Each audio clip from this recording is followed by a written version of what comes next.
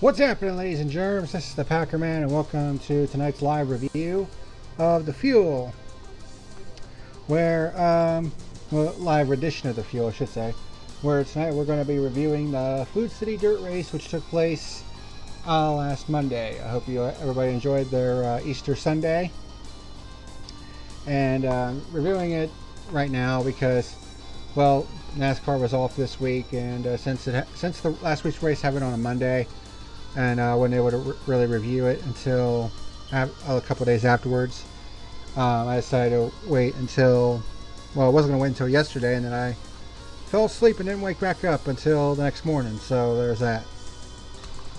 But yeah, basically I took an extra week to do this. I did it in 2019 with Michigan during Father's Day weekend, so it's not the first time I've done it. But today we're going to be reviewing the Food City Dirt Race, a very historic race on the NASCAR Cup Series. The first points-paying dirt race in the Cup Series since 1970, 51 years ago. This is our 77th edition of the Fuel. As you can see, new logo for both my channel logo and the Fuel logo, so kind of updated, a little bit cleaner. And the title for tonight's review, Dust Bowl 2021, because that's basically what it was. I mean, if you saw the aerial shots, basically it was like a big old dust cloud just coming up from the racetrack, which was pretty crazy. So my first thoughts on this dirt race at Bristol. They definitely have some kinks to iron out, but for our first attempt in half a century, I'd say it went pretty well for the most part. I mean, it wasn't like a knockdown, drag them out, you know, super duper special awesome race. It's gonna knock your socks off, but for what it was a pretty solid effort. And honestly, I'll be interested to see how they're going to do it next year, because they are going to do it next year because they announced it during the race. And the fans in attendance seemed to like that announcement, because it was a big old roar that came up from the crowd when that was announced. So obviously this is a big hit for the fans. Just hoping that it's not too freaking expensive for Bristol to do all the time, because it seems like a really expensive thing to haul in all that dirt, get it all set up, and then haul it back out again when it's all said and done. But we're going to be getting into all of that and more. So, headlines for this race. It is Joey Logano's first win of 2021. Of course, you know, a special, historic race, and it had to be a douchebag who wins it. Such as always seems to be the case. Yeah, I'm not a fan of Joey Logano, never have been. I think he's a two-faced douchebag. So, I mean, but credit where credit is due. He did pick up the win in this race, his first win of 2021. Which does continue the headline that I've had for the last couple weeks. The season of parody continues. 7 races, 7 different winners. So, inching closer and closer to that record of 10 different winners in the first 10 races, which I think was set back in 2000, if memory serves me correctly. And of course, the first Cup race on dirt in 51 years, so a lot to talk about as far as all that's concerned. But there was some pretty big news stories that happened over the past week. Raining tires and North Wilkesboro. First up, the rain tires. There was some testing going on at Martinsville this past week where they were testing rain tires in damp conditions at Martinsville. Apparently NASCAR is going to do some testing to see if rain tires are viable for like the shorter, flatter tracks like Martinsville, Richmond, New Hampshire, Phoenix, those types of tracks. The flat 1 mile and less ovals, to see if running a race on rain tires is possible in those events. They wouldn't be racing in the rain per se, but they would be racing in like damp conditions. So that way, the goal was to cut down on drying time by about 60 to 90 minutes is what they said, which that would help quite a bit if that were the case, because Lord knows those rain delays can be pretty long and pretty boring, to say the least. I mean, did you guys watch the Daytona 500 this year? It was a long rain delay, and what we got in return was a shit-ass race. So that'd be nice to cut down on drying times. Kyle Larson was one of the guys who was testing it. I forget who the other one was, but Larson was pretty positive with the test, saying, yeah, this could be a feasible thing. Obviously, there's going to need to be some more testing to basically, continue to see if, this is going to be a viable thing. But if they can start, racing in damp conditions on ovals using wet weather tires, I'd be all for it. But of course, the big talking point was about North Wilkesboro Speedway, because Marcus Smith was on Dale Jr.'s podcast the past week, and he basically let slip that they have not forgotten about North Wilkesboro Speedway. And this, of course, got Dale Jr. excited, because it certainly got him excited, because it's like, yeah, we want to see North Wilkesboro come back in some way, shape, or form. And the thing is, SMI is not letting anybody else buy the track, so because it was up for sale for $12 million, but apparently they're not going to sell the track to anyone else, so it kind of makes you wonder. But the wheels really got turning when a guy by the name of Marcus Lemonis, who's definitely been in the NASCAR headlines this year, he basically tweeted to Marcus Smith, give me a call. Yeah, Marcus Lemonis, who is the CEO of Camping World and star of the NBC show The Prophet. Yeah, I remember Slapshoes' video about North Wilkesboro saying that, yeah, maybe there needs to be some crazy millionaire to invest in the track to get it back on its feet. Marcus Lemonis might be that crazy motherfucker that becomes a serious investor for North Wilkesboro. And he actually put out a couple of tweets saying that, we may be opening up shop in North Wilkesboro in more ways than one. So it seems to me like he might open up a Camping World in North Wilkesboro, like maybe even on the track grounds, and maybe even help renovate the track. Now, it's obviously going to need more than just a coat of paint. The buildings are going to need to be repaired, torn down, and rebuilt. The track's going to need a repave. The grandstands are probably going to need to be rebuilt, but I'll tell you one damn thing. The people of Wilkes County, North Carolina, they would back restoration of North Wilkesboro to the hilt. And if it means bringing NASCAR back to their gem of a racetrack, they would be all for it, because ever since NASCAR left a quarter of a century ago, that area still hasn't recovered from the economic fallout. So, you know, if this means that North Wilkesboro has a chance of returning to the NASCAR ranks sometime in the near future, let's go. Let's do it.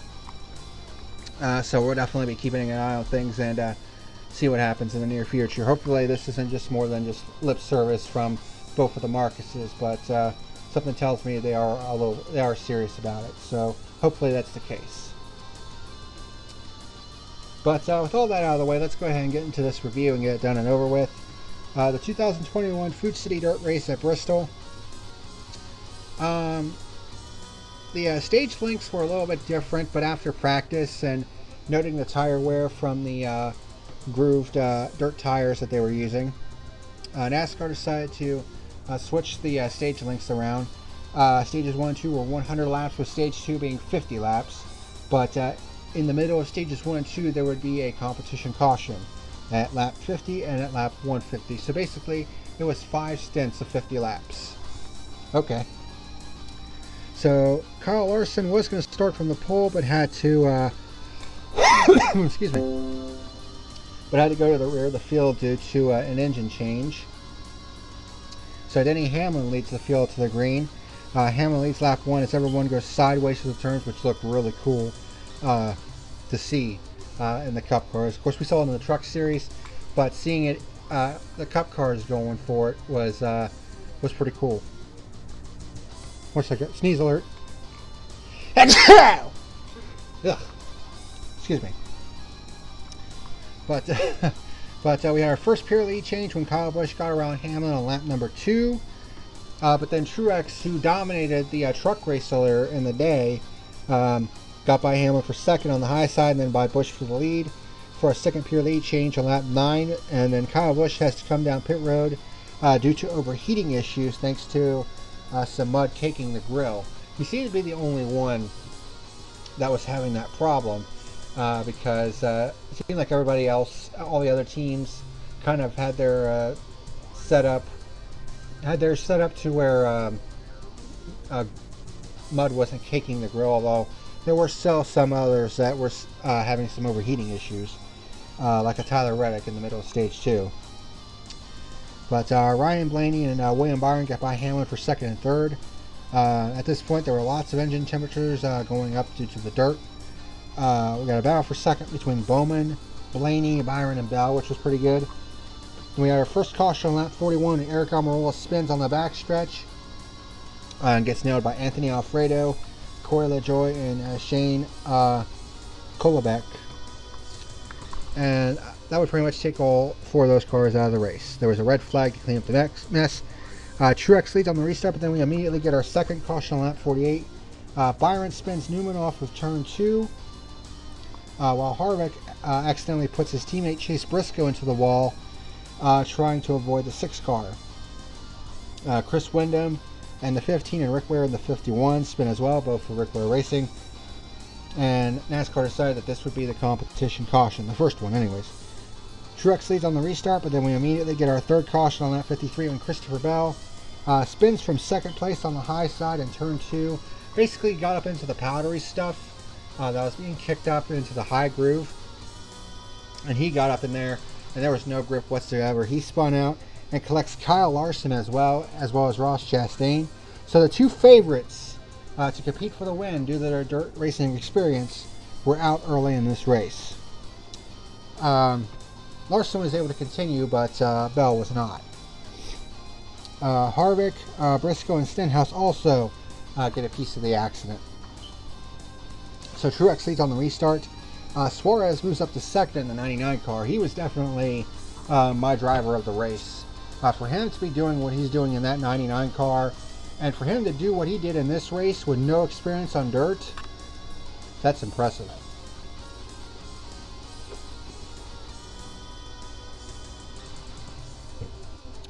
And it sucks that he had to lose his high tier rides with Joe Gibbs and Haas in the past couple years, but he just wasn't getting the job done. But considering the expectations for a brand new team like Trackhouse, for him to be running top 5, and he was even leading, which we'll get to in a bit, that's a pretty damn good effort by that 99 team.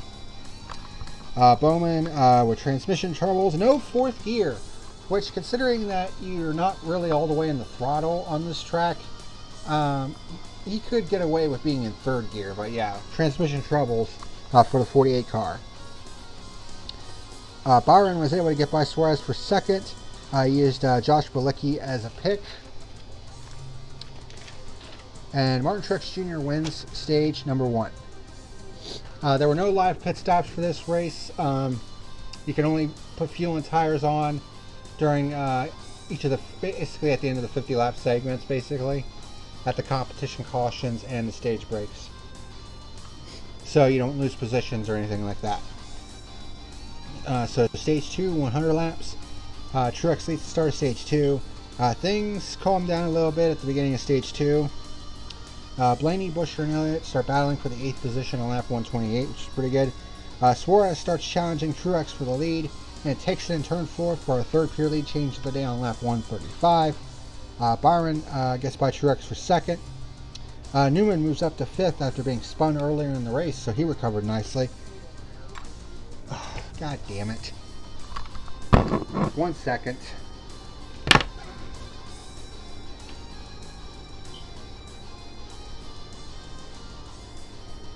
Yes, mother. Doing my review. I think so. Yeah.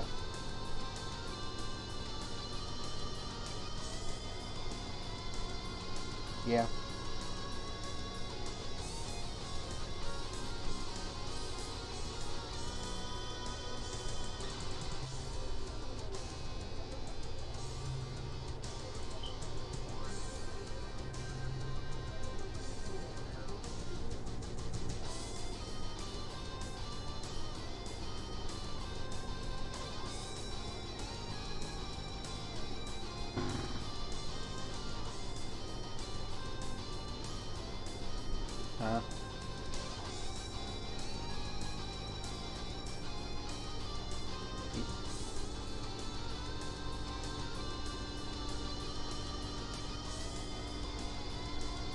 Yeah, I can do that.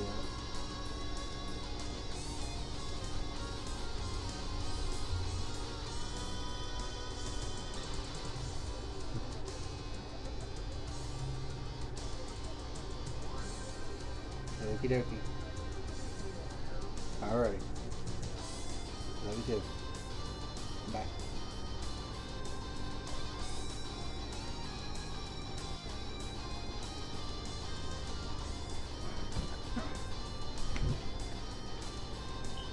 Oh, she called it a bad time.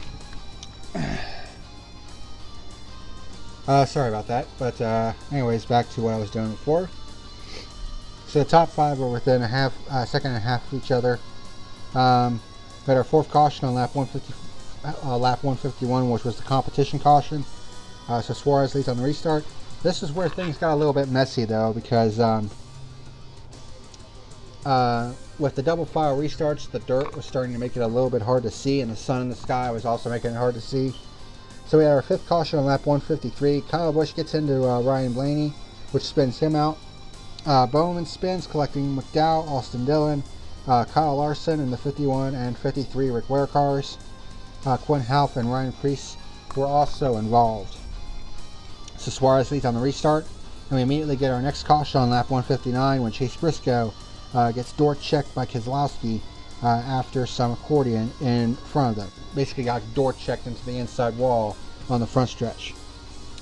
And it was at this point that NASCAR made the decision to go to single file restarts for the remainder of the race, which is the first time that the Cup Series has done single file restarts since Dover of 2009, I believe. So quite a long time ago. But apparently this is kind of a common theme in dirt track racing. Is when after a couple of cautions in a row, If there's issues with double file restarts taking up too much dirt, then they go to single file restarts. So Suarez leads on the restart. Logano challenges Suarez for the lead, but Suarez holds him off. Reddick starts reporting overheating issues. Hamlin gets underneath the Truex for the third position. And we get our 7th caution on lap 186 when Cody Ware spins in turns 1 and 2 right in front of the leaders. So that was a pretty scary moment. Suarez leads on the restart, but Logano manages to get underneath him for the race lead for a 4th pure lead change of the day on lap 193, and Logano wins stage 2. And he was pretty much in the lead for the remainder of the race, much to my chagrin. Third and final stage was 50 laps. This one went by rather quickly. Logano leads the start of stage 3. Hamlin with a power move around the outside of Suarez for second, which was very impressive. And of course, in between the second and third stages during the break, they did water down the track a little bit to prep it up a little bit for the third and final stage. Hamlin starts putting pressure on Logano for the race lead. Reddick gets by Newman for the 5th position, so obviously they had managed to fix their overheating issues. Bubba Wallace spins after a flat left rear tire, which came from contact from Ricky Stenhouse. No caution for this, which I found kind of peculiar. Truex gets by Suarez for 3rd. Stenhouse gets by Suarez for 4th with 8 laps to go. Hamlin, in his quest to try to get by Logano, smacks the wall in turn 4. He temporarily loses 2nd to Truex, but gets back by on the high side. And then we get our 8th caution on lap 246 when Mike Millar cuts down a right rear tire and spins into the front stretch wall, which means that it's overtime. So Logano leads on the green, white, checkered. Hamlin tries to use the high side again in turn 1, but goes way wide, so it was not a good choice. Truex loses a top 5 spot after cutting down a right front tire. Stenhouse manages to get around Hamlin for 2nd, and I think if he had another lap or 2, I think Stenhouse could have gotten to Logano, but Joey Logano wins the dirt race at Bristol. Yuck. Yeah, not a fan of Logano, and not a fan of the fact that he won this race. So, statistics, let's go ahead and go through those. Alright, overall lead changes, we had only 5 lead changes the entire race, mainly due to the fact that there wasn't any live pit stops to kind of bump that number up. But of those 5 overall lead changes, 4 of them were pures, so it's not very often that the pure lead change count is near the overall count. But we had 8 caution flags. Another thing that that the dirt surface seemed to incorporate was the fact that it seemed like we started to see signs of the old Bristol, where you had bottom feeders and the only way around was to nudge them out of the way. Kind of interesting. Alright, so let's take a look at the race results and point standings. I'll give my final rating and we'll be done for the day. So, race results. Top 10 finishers, Logano with the win, leading the final 61 laps. Ricky Stenhouse Jr. comes home in 2nd, which I can't really say I'm surprised. I mean, Bristol is one of his best tracks, so it doesn't really surprise me that he was able to finish 2nd. Hamlin comes home in 3rd. Daniel Suarez led 58 laps, came home in 4th. That's a great run for that team. Ryan Newman comes home in 5th despite getting spun out earlier in the race. Rest of the top 10, William Byron, Tyler Reddick, Ryan Blaney, who had significant left rear damage but still comes home with a top 10 finish. Eric Jones and Chase Elliott. Alright, point standings after 7 races. Denny Hamlin leads the way with 327 points. Then you have Joey Logano moving up to 2nd with his win, but it's still 58 points out. Martin Truex Jr. is 3rd in points. You have Kyle Larson, Brad Keselowski in the 5th position. I was going to say I thought he was the first guy without a win in the points, but it's actually Hamlin. But he's the points leader right now with 6 top 5s and 6 top 10s. William Byron in 6th, and then you have Ryan Blaney, Kevin Harvick, Chase Elliott, and Christopher Bell rounding out the top 10. Rest of the playoff field so far is Austin Dillon, Michael McDowell, Kyle Busch, Ricky Stenhouse Jr., Kurt Busch, and Alex Bowman. And then the rest of the top 20, Chris Buescher, Ryan Preece, Ryan Newman, and Daniel Suarez. As for my final rating for the Food City Dirt Race. I mean, this wasn't the type of race that knocked everybody's socks off. It was pretty cool seeing those cars slide around, but there were some parts that kind of a bit of a lull. And of course, Joey Logano winning. I mean, I'm not a fan of him, so that definitely takes some points away in that regard. But overall, I'm going to give this race a 6 on the fuel gauge. So a 6 out of 10. Again, you know, not the best race in the world, but it also wasn't bad either. You know, it was alright. But it did have a lot of historical significance, and it is coming back next year. So hopefully next year we'll see a marked improvement in the quality of the racing. But that is going to do it for tonight's edition of The Fuel. This review came a little bit later than it should have. I apologize for that. But got done in less than half an hour, so hey, there's that. But this coming Sunday, because this Saturday is Martinsville. They're actually running the Cup race at Martinsville on Saturday this year. So it'll probably go a little bit late into the night, and then I have to wait until tech inspection is done before doing all that jazz. So the review will probably come at noon on Sunday, I would say. So we got Martinsville, and then Richmond, and then Talladega. And that's the month of April, I believe, for the Cup Series. So that's all coming up next on the schedule for the Cup Series. So thank you very much for watching, and until next time, this is the Packerman signing out. See you later. Thank you for watching tonight's video. Be sure to like and subscribe, you rats!